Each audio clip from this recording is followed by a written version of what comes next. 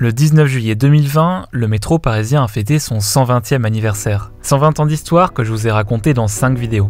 Mais évidemment, cette histoire n'est pas terminée. Après 20 ans de pause relative, le métro parisien va en effet connaître 2 voire 3 décennies très riches en prolongements et en nouvelles lignes.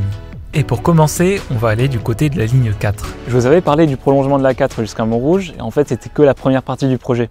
Il y aura donc une deuxième partie qui amènera la ligne jusqu'à Bagneux. Pourtant, l'idée d'un prolongement de la 4 à Bagneux était l'un des plus anciens projets de prolongement du métro en banlieue. On retrouve ses premières traces en 1928. Mais il a été vite oublié et mis de côté. Quand il est repris dans les années 2000, le projet est découpé en 2 phases. La première jusqu'à la mairie de Montrouge, ouverte en 2013, et donc la deuxième jusqu'à Bagneux, qu'on prévoyait d'inaugurer en 2019. Ouais, les travaux de cette deuxième phase ont pris pas mal de retard. On parle aujourd'hui d'une inauguration fin 2021. En fait, les rails sont déjà posés. Il reste plus que l'aménagement des stations à finir, ainsi que le test du pilotage automatique. Et oui, même si le prolongement sera exploité au départ avec des conducteurs, la 4 devrait voir ses premières rames automatiques arriver courant 2021. C'est d'ailleurs pour ça que des porte-palières sont installées progressivement dans les stations de la 4. Et l'automatisation sera pas du luxe pour la 4. Même si c'est la deuxième ligne la plus fréquentée du réseau, c'est aussi la plus lente du métro parisien.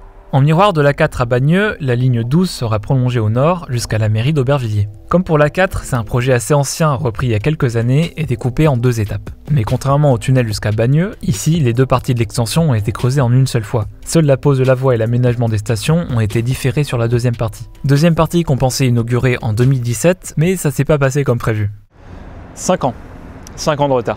Donc au mieux, l'inauguration aura lieu au printemps 2022. Et ce retard est d'autant plus frustrant pour les habitants que le tunnel est terminé depuis 2012. 10 ans pour aménager 2 stations et 3 km de tunnel, ça commence à faire vraiment long. Et d'ailleurs, ce tunnel, il s'arrête là, juste sous mes pieds. Et pourtant, le terminus de la 12, il est à 900 mètres d'ici, alors qu'on a une gare du RER B juste à côté. Toute cette portion de tunnel d'ici jusqu'au terminus servira en fait de garage qui manque à la ligne. Pas de correspondance avec le RER B donc. Et on a un 3e prolongement actuellement en travaux, c'est celui de la ligne 11 jusqu'à Rosny-Bois-Perrier. Comme pour les 3 projets précédents, c'est l'héritage d'un projet beaucoup plus ancien, dépoussiéré dans les années 75 et précisé en 1994 avec son terminus actuel. Le temps de mener les études et de trouver les financements, les travaux ne commencent qu'en 2016. Le tracé retenu a donc 6 stations, dont une en viaduc. Et c'est une première pour la RATP depuis 90 ans. Mais contrairement à ce qui avait été envisagé, la 11 ne sera pas automatisée, même si les nouvelles rames seront facilement convertibles en navette automatique si besoin. L'inauguration du prolongement est prévue pour 2023. Mais le prochain prolongement du métro parisien, il est ici, sur la ligne 14. 4 nouvelles stations entre Saint-Lazare et Mairie de Saint-Ouen, et ça ouvre aujourd'hui.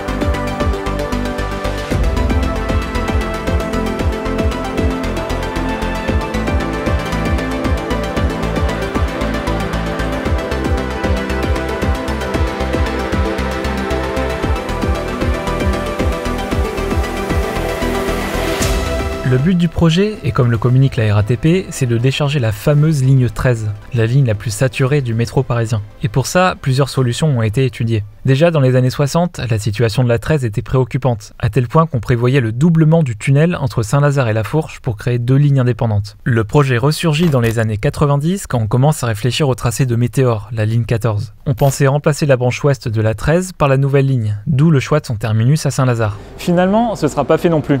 La 14 aura donc un tracé qui coupe les 2 branches de la 13. La 14 sera donc prolongée jusqu'à la mairie de Saint-Ouen, mais encore une fois, il y a eu du retard. L'ouverture a été annoncée pour 2017, 2019, été 2020 et le Covid a repoussé tout ça de 6 mois. Mais cette fois, c'est la bonne, 8 ans après le début des travaux.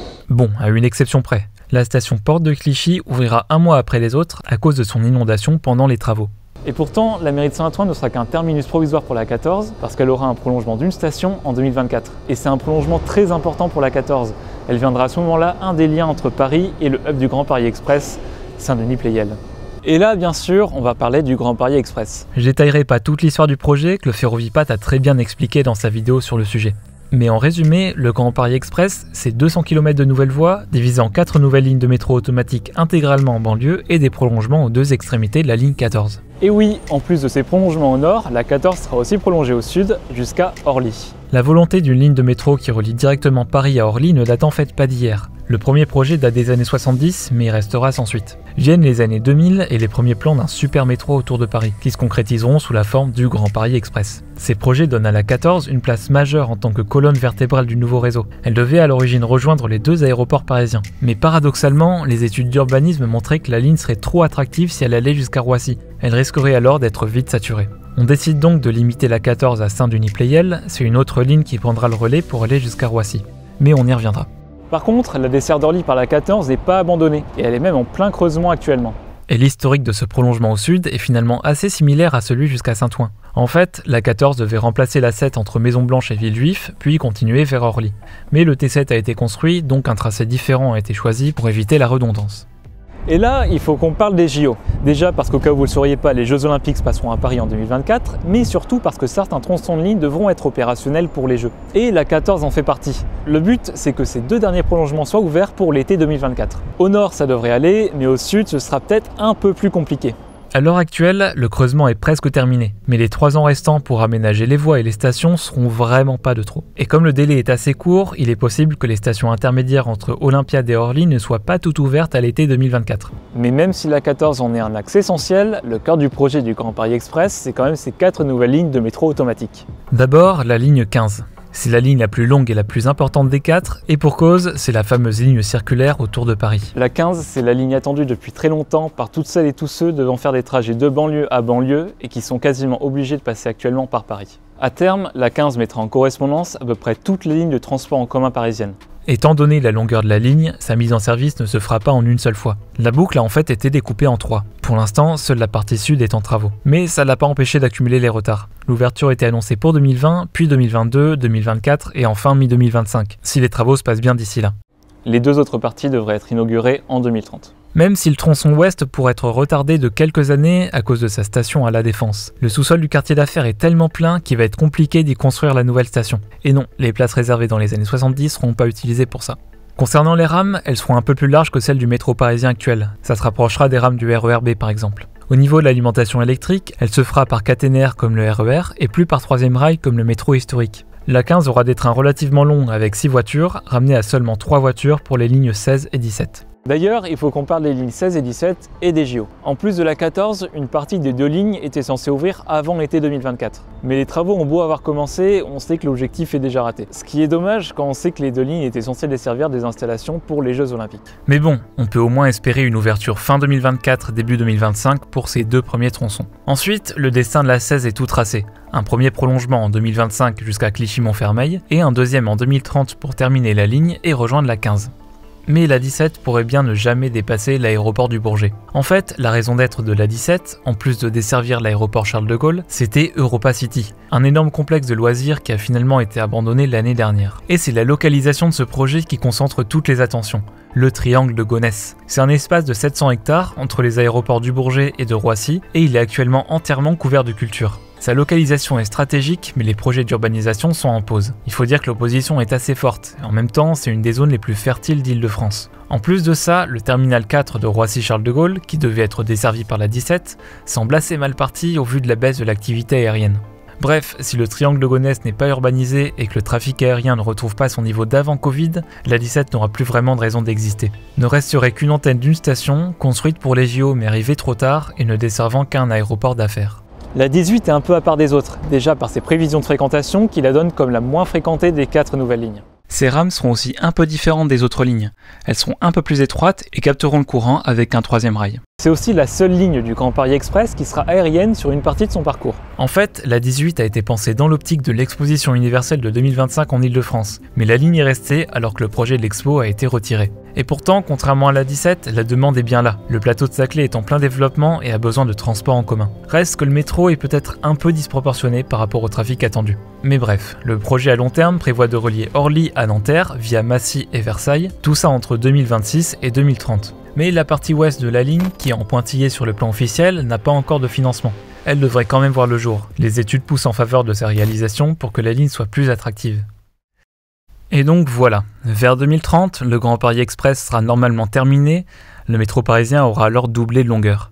Mais ces chantiers ont beau solliciter tous les financements et les efforts en ce moment, plusieurs extensions du métro historique sont quand même étudiées. Et elles sont séparées en deux, les projets prévus pour avant 2030 et ceux pour après 2030.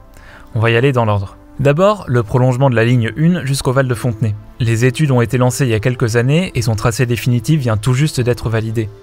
En fait, le prolongement utilisera les voies déjà existantes entre le terminus de la 1 et les ateliers de la ligne à Fontenay-sous-Bois. Un tunnel de 4 km sera quand même nécessaire pour rejoindre les RER A et E et la future ligne 15 à Val de Fontenay. Quoi qu'il en soit, les travaux ne commenceront qu'en 2028 pour une ouverture annoncée vers 2035.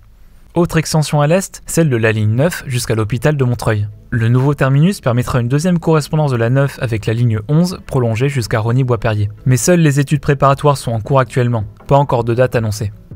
La ligne 7 aura peut-être droit elle aussi à son prolongement avant 2030, qui l'amènera jusqu'au Bourget. Une extension très profitable à la ligne qui rejoindra le RER B, le T11 Express et le Grand Paris Express avec les lignes 16 et 17.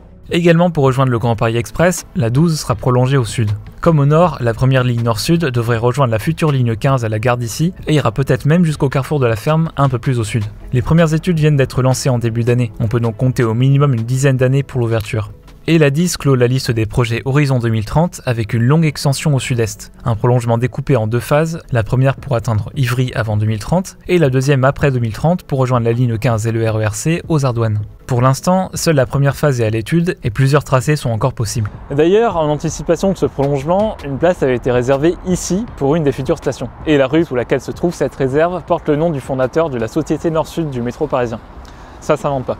Par contre, on n'est pas encore sûr que cette réserve soit bien utilisée pour le prolongement de la 10. Mais je suis plutôt mitigé sur tous ces prolongements. D'une part, ils sont nécessaires pour que le Grand Paris Express se connecte bien au métro historique. Mais d'un autre côté, on voit que les travaux actuels accumulent les retards et les difficultés de construction, et un seul dossier a passé le stade des études préparatoires. Donc construire 5 prolongements en moins de 10 ans, j'y crois pas du tout. En fait, j'ai l'impression que seulement 2 prolongements sont réellement sur les rails, ceux des lignes 1 et 10. Le truc, c'est que le Grand Paris Express concentre les investissements et laisse peu de place au prolongement du réseau historique. Ça se vérifie sur le site de la RATP. IDFM est plus prudente pour la ligne 10, en même temps son prolongement n'a pas encore trouvé de financement. Pour les autres, on attend. Et pourtant, en plus de ces 5 prolongements, 4 autres projets figurent dans les plans de la région à long terme, donc après 2030. Autant dire que ces projets sont vraiment pas prioritaires, d'autant plus que ce sont que des lignes directrices. Rien n'oblige les pouvoirs publics à les respecter. Et l'histoire du métro est remplie de prolongements et de plans en tout genre, planifiés il y a plusieurs dizaines d'années, mais jamais réalisés. Donc vous êtes prévenus, je voudrais pas créer de faux espoirs.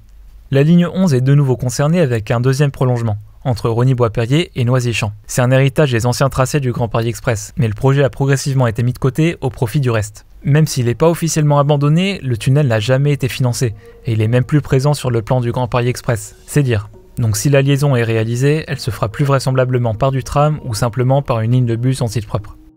La ligne 5 compte aussi 2 projets d'extension à long terme. Au nord, on pourrait avoir une station supplémentaire à Drancy pour compenser le tracé des lignes 16 et 17 qui évite le centre-ville. Au sud, c'est vers la place de Rungis que la 5 pourrait aboutir, même si ce sera très compliqué techniquement pour la ligne de dépasser la place d'Italie. Mais le plus probable, c'est l'ouverture d'une nouvelle station sur la ligne déjà existante. En fait, une place a été réservée dès la construction de la partie nord de la ligne en 1985, au croisement de la Grande Ceinture. Et cette nouvelle correspondance pourrait avoir lieu lors du prolongement du T11 jusqu'au Val de Fontenay. Mais ça, c'est une autre histoire. Et on termine par un projet un peu particulier, la fusion des 2 lignes bis du métro. Tout ça était prévu dès la création des lignes 3 bis et 7 bis dans les années 70. Et à partir de là, le projet n'a pas cessé d'être repoussé. Et pourtant, tout existe déjà. Les tunnels, les voies, les stations, tout est déjà en place pour permettre la fusion des 2 petites lignes. Pourquoi ça traîne autant alors? Sûrement un manque d'intérêt. Même avec un prolongement jusqu'au pôle Gare du Nord, Gare de l'Est, la fréquentation de la ligne fusionnée resterait extrêmement faible. L'investissement, même minime, ne vaut sûrement pas le coup pour la RATP. Et la station fantôme Axo ne verra peut-être jamais passer de voyageurs. Ouf, je sais que j'ai donné beaucoup d'informations, mais ça montre à quel point le futur du métro parisien sera dense. Et ça traduit aussi un changement complet de la physionomie du réseau. Attendez. Prenez un plan de métro de 2020. Certaines lignes ont leur terminus en banlieue, plus ou moins loin du centre de la capitale. Mais seulement 2 d'entre elles rencontrent le RER en dehors de Paris. Les prolongements des lignes en banlieue depuis les années 30 n'ont eu qu'un seul but, amener les habitants de banlieue vers leur travail à Paris. Les autres usages sont assez marginaux.